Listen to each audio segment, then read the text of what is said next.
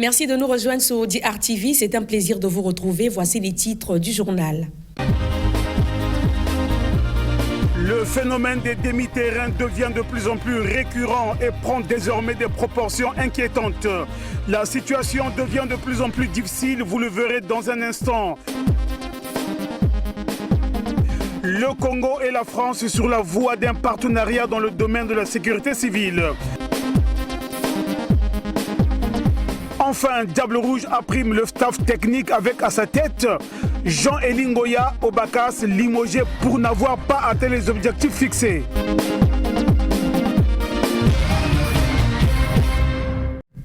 Bienvenue à tous. D'abord, cette pratique inélégante de certains conducteurs de bus de transport en commun.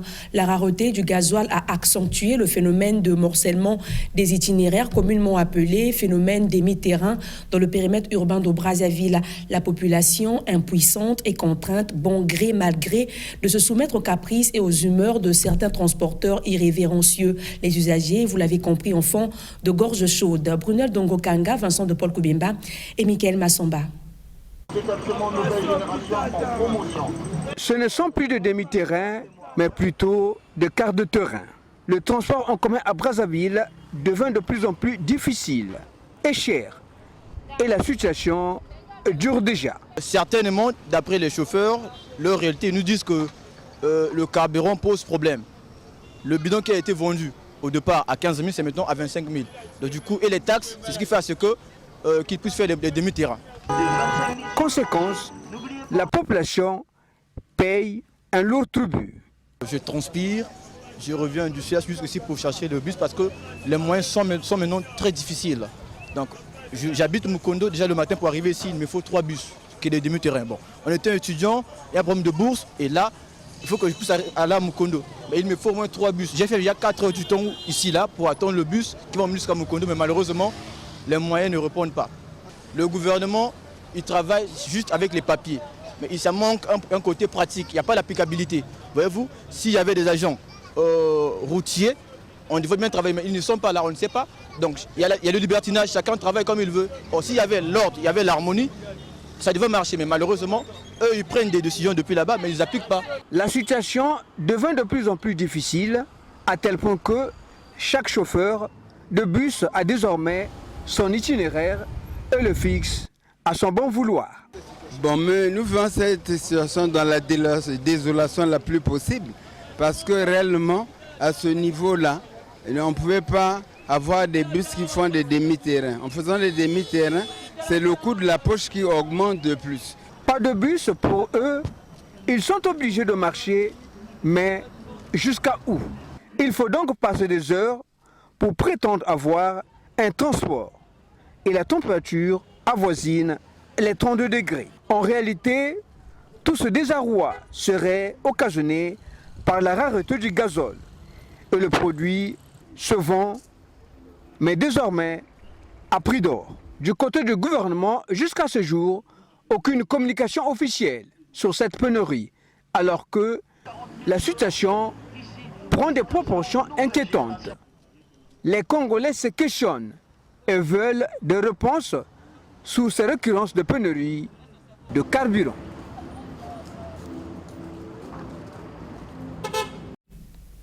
Partenariat en perspective entre la France et le Congo dans le domaine de la sécurité civile.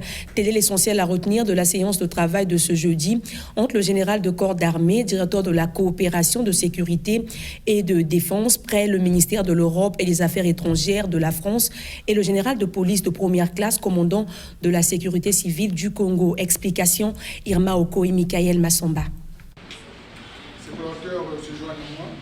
Cette visite de la délégation du corps d'armée française, conduite par son général Régis Kolkombe chez le commandant de la sécurité civile, le général de police de première classe, Albert Ngoto, c'est pour apporter un nouveau souffle au métier de la sécurité civile du Congo.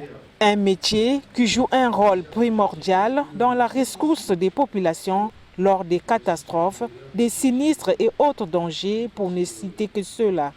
Le général de corps d'armée revient sur la quintessence de leurs échanges. Je suis ici aujourd'hui pour deux raisons. La première, c'est parce que la protection civile, le secours à la protection routière, le secours incendie est essentiel et que c'est un domaine que nous avons un peu négligé et sur lequel nous aimerions pouvoir développer de nouvelles initiatives et de nouveaux projets.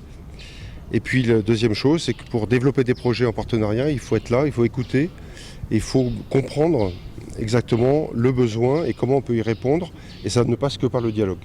Après la séance de travail, le général Régis Kolkombe a signé sur le livre d'or pour témoigner sa présence dans cette structure. Le clou de la cérémonie a été marqué par les honneurs militaires.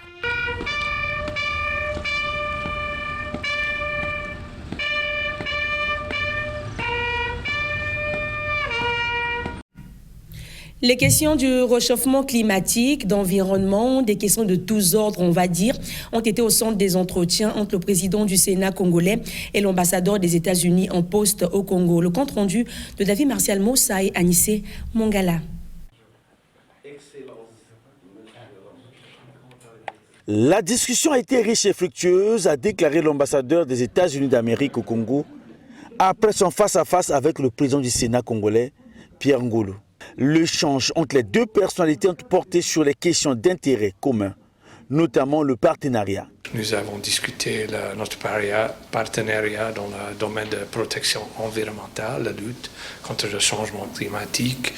Nous avons discuté aussi des choses dans le domaine des affaires étrangères, la paix régionale, les situations dans les autres pays de la région, les situations dans le monde entier.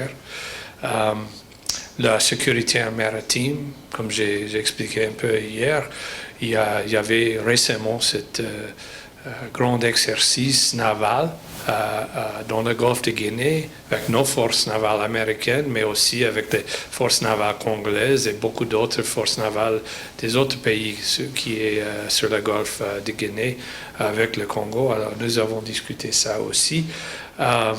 Et les possibilités pour d'augmenter les liaisons entre notre législatif aux États-Unis et le législatif ici. Abordé sur les échanges entre le Sénat américain et le Sénat congolais, le diplomate américain a évoqué la possibilité de voir les deux chambres partager leur expérience et échange d'idées sur les grandes questions liées à la sous-région et le continent. Vous avez également noté que le président de la République de Guinée-Bissau a effectué mercredi une visite à Brazzaville. Umaro Sissoko Embalo est venu réaffirmer l'excellence des relations entre son pays et le Congo. Il a été accueilli à l'aéroport international Maya-Maya par son homologue congolais, Denis Sassou Nguesso. Alain, bienvenue au Bargui. C'est à 19h que le Falcon présidentiel bissau-guinéen s'est immobilisé ce mercredi 15 février 2023 sur le tarmac de l'aéroport international Maya-Maya. Umaro Sissoko Embalo est chaleureusement accueilli par son homologue congolais Denis Sassou Nguesso, un accueil fraternel qui traduit l'excellence des relations qui existent entre le Congo et la Guinée-Bissau. Le chef de l'État bissau-guinéen effectue ainsi une visite de travail et d'amitié de 48 heures en terre congolaise. Président en exercice de la CEDEAO, Communauté économique et de développement des États de l'Afrique de l'Ouest, Umaro Sissoko Embalo est également médiateur dans les différends qui opposent actuellement la République démocratique du Congo et le Rwanda. Le tête-à-tête entre Denis Sassou Nguesso et son homologue bissau-guinéen à la résidence présidentielle a été somme toute l'occasion d'échanger davantage sur les voies et moyens de sortie de crise entre les deux pays en conflit, notamment la recherche de solutions de paix à l'est de la RDC. Cette visite du président bissau-guinéen à Brazzaville intervient, faut-il le souligner, à quelques heures de l'ouverture de la 36e session ordinaire de la conférence des chefs d'État et de gouvernement de l'Union africaine à Addis Abeba, où les deux chefs d'État seront présents.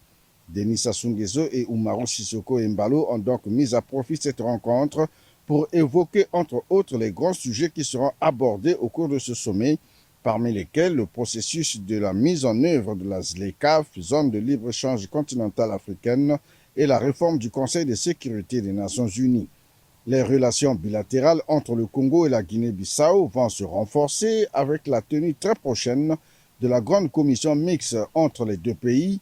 Un accord cadre de coopération dans plusieurs domaines a été signé en janvier 2022. C'est trop tôt ce jeudi dans la matinée que le chef de l'État bissau-guinéen a quitté Brazzaville, la capitale congolaise. Actualité présidentielle toujours, le président de la République vient de quitter Brazzaville pour Addis Abeba. Dans la capitale éthiopienne, Denis Sassou Nguesso va participer au 36e sommet des chefs d'État et de gouvernement de l'Union africaine. Cette session sera consacrée principalement à l'accélération de la mise en œuvre de la zone de libre-échange continentale africaine, ZLECAf en sigle. De même, lors de ce sommet, le président Macky Sall, président en exercice de l'Union africaine, passera le témoin à un autre chef d'État. Pour faire complet, le chef de l'État est arrivé en début de soirée à Addis Abeba, dans la capitale éthiopienne. Denis Sassou Nguesso va participer en fin de semaine à la 36e session ordinaire de la conférence des chefs d'État et de gouvernement de l'Union africaine. Nous venons de le dire, cette année, le thème retenu est « Accélération de la mise en œuvre de la ZLECAf », traduisé « Zone de libre-échange continentale africaine ». Le comité exécutif de la FECOFOOT a pris le 15 février dernier à Brazzaville la décision de mettre fin aux fonctions du sélectionneur Jean-Élie Ngoya et du reste du staff technique des Diables Rouges A'. Les Diables Rouges locaux n'auraient pas atteint les objectifs assignés au cours du CHAN Algérie 2023, à savoir disputer au moins les demi-finales. L'équipe s'est contentée de la dernière place de leur groupe avec un petit point sans aucun but marqué pour l'ensemble des matchs livrés. Donald Goma, Arnaud Itoba et David Gomez. Au regard du rapport des missions du CHAN Algérie 2022, le comité exécutif a résolu de mettre fin aux fonctions du staff technique en charge de l'équipe ayant participé à ce championnat. Une décision entérinera ultérieurement cette résolution. Jean-Élie Ngoya Obakas et son staff technique limogé. Ainsi, on a décidé le comité exécutif de la Fédération congolaise de football réuni mercredi à Brazzaville. Arrivé à la tête des Diables Rouges A' le 30 mai dernier, le sélectionneur Jean-Élie Ngoya n'a pas atteint les objectifs assignés puisqu'à la 7e édition du CHAN Algérie 2023, le 11 national a été débarqué dès le premier tour. Quelques chroniqueurs interrogés sur ce limogeage ne sont pas surpris. Je pense que c'était prévisible. Pour les analystes sportifs, ils savaient déjà qu'on allait en arriver là, parce que Élie Ngoya a été nommé sélectionneur de l'équipe nationale A' avec des objectifs précis. Et je pense que déjà la qualification était très poussive. Nous avons tous vu comment l'équipe s'est qualifiée dans la douleur et la préparation n'a pas été à la hauteur. Et le CHAN, je pense que c'est la plus piètre des équipes que le Congo, qui a représenté le Congo au CHAN. Et donc, au regard de ces résultats, c'est le contraire qui m'aurait surpris. Je me pose des questions, pourquoi avoir attendu si longtemps pour annoncer cette nouvelle au public sportif congolais? Parce que à la sortie du CHAN déjà, on s'est posé des questions. D'autres nations avaient certainement limogé les sélectionneurs pour contre-performance. Mais chez nous, on a un peu tardé. Et le sélectionneur Élie Ngoya a joué un faux jeu. Car lors de la qualification ici à Massamadéba, on se souvient, le coach nous avait dit le Congo va au CHAN pour jouer le titre. Et quelques semaines avant le début du tournoi, l'entraîneur nous dit nous allons jouer pour préparer l'avenir. Mais préparer l'avenir, ce n'est pas comme ça. Jean-Élie Ngoya aura eu la malchance de ne pas avoir les acteurs qui ont préparé cette compétition. Un véritable hic. Il y a quand même un hic qu'il faut relever. C'est le fait que M. Élie Ngoya arrive en équipe nationale avec une ossature basée sur Otto et Diable Noir. Mais quelque temps après, la majorité des cadres ont désisté parce qu'ils ont eu des contrats à l'étranger. Je pense par exemple à des joueurs aussi pertinents que Mwanza Mapata ou encore OCT Harvey, même si on aime bien le repousser en équipe nationale, mais je crois que les prestations de Bissiki aujourd'hui, au niveau de l'Upopo, prouvent à suffisance que c'est un garçon qui pouvait bien apporter beaucoup de choses dans cette équipe. Donc pour moi, je pense qu'il y a quand même ce hic qu'il faut relever, que Jean-Élie Ngoya n'a pas eu l'ossature qu'il souhaitait avoir. Il y a eu beaucoup de départs, ça a joué en sa défaveur. Au cours de ces assises, les membres du comité exécutif ont félicité les Diables Rouges U17 pour leur performance à Limé au Cameroun, marquée par la qualification à la phase finale de la CAN de leur catégorie qui se déroulera en Algérie en 2023. La double confrontation Congo-Soudan du Sud et Soudan du Sud-Congo dans le cadre des éliminatoires de la Coupe d'Afrique des Nations Côte d'Ivoire 2023 a été aussi au menu de ces retrouvailles.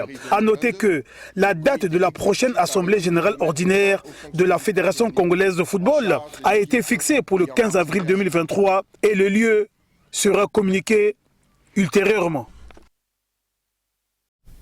Le tournoi de mise en jambe de handball a rendu son verdict avec à la clé la victoire en senior dames de l'AS Auto sur la DGSP par 29-28. Donna de Goma.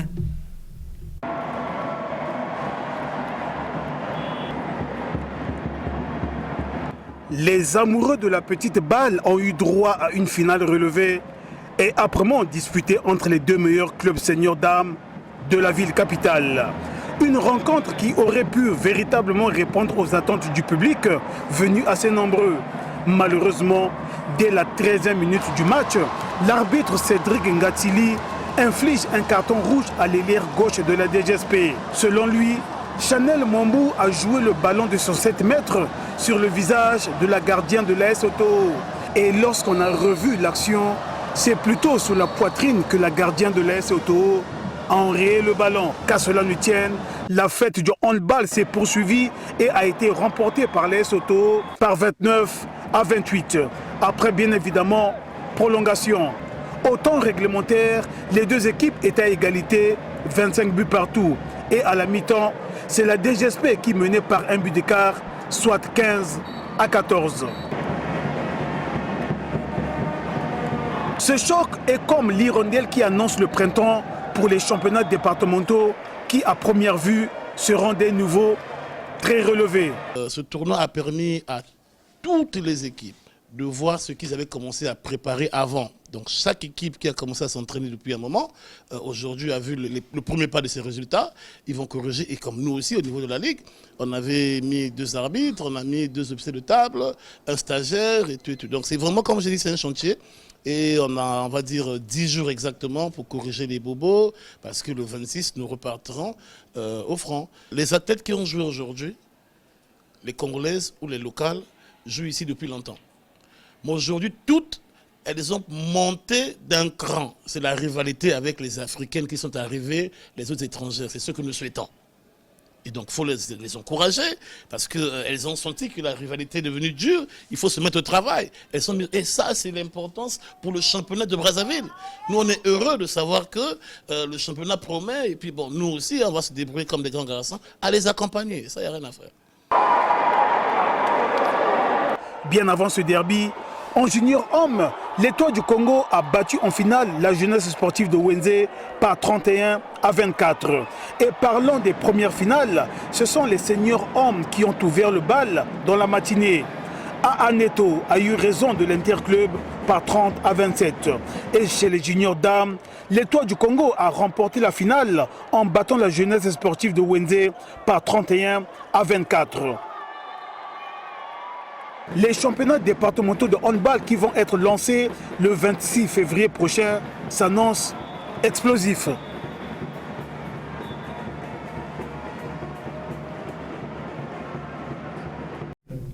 Page sombre avant de nous séparer. Décédée le 7 février dernier, notre ancienne collègue présentatrice des JT en langue lingala Artivier qui évoluait désormais à Radio Congo, Flore Edzébé, sera inhumée le vendredi 17 février 2023. Un recueillement pour la presse est prévu à la morgue municipale de Brazzaville. Restons toujours dans ce chapitre pour dire que l'artiste musicien Passy Mermans, le dernier des vétérans des Bantous de la capitale, décédé le 28 décembre 2022, sera inhumé le samedi 18 février 2023. Un hommage est prévu samedi au cercle culturel Sony La Boutoncy, vendredi de 17h à 22h. Une soirée culturelle est prévue. C'est la fin de ce journal. Merci de votre aimable attention. Au revoir.